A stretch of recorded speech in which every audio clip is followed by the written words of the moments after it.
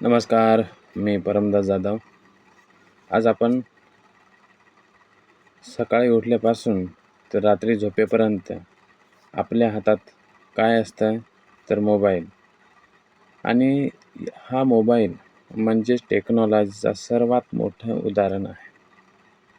तर मित्रांनो, टेक्नॉलॉजीने आपल्या जीवनात इतका मोठा बदल घडलेला आहे की आज आपण तिच्याशिवाय एक दिवसही राहू शकत नाही.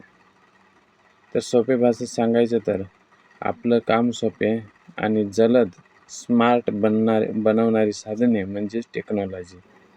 तर पूर्वी लोक पत्र लिहायचे. आज आपण एका सेकंदात मेसेज पाठवू शकतोय किंवा पाठवतोय. हा आहे टेक्नॉलॉजीचा बदल.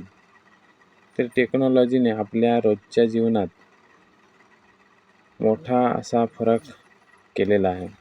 ऑनलाईन शॉपिंग, घर बसल्या वस्तू मिळतात, डिजिटल पेमेंट, कॅशशिवाय पैसे पाठवता येतात. तर GPS, आपण कुठेही हरवत नाही.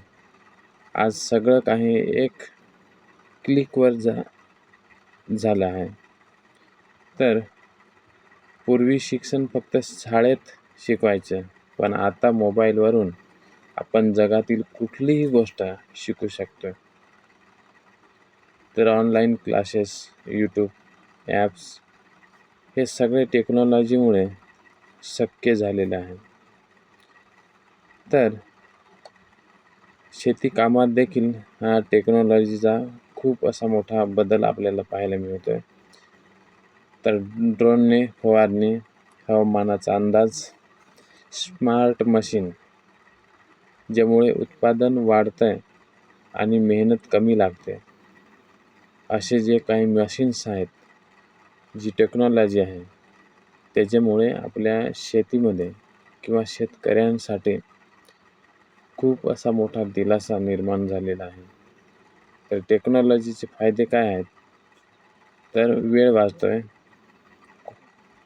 कोणतं पण आपण काम करायला गेलं ते कमी वेळेत होते. काम जलद होते, फास्ट होते. कितीही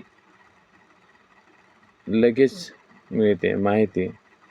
कोणती पण माहिती किती पण नसो, ती लगेच आपल्याला मिळते. तर जग एकमेकांशी जोडलेले आहे.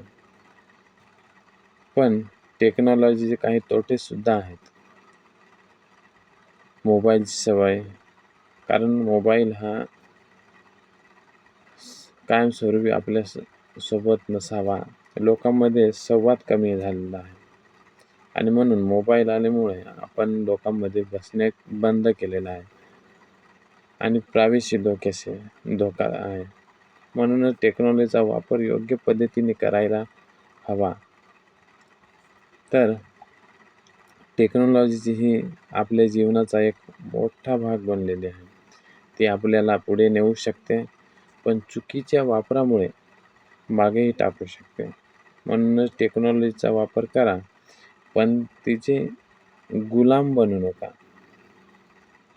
तर हे होते टेक्नॉलॉजी.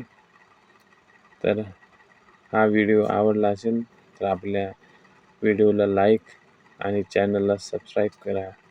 धन्यवाद.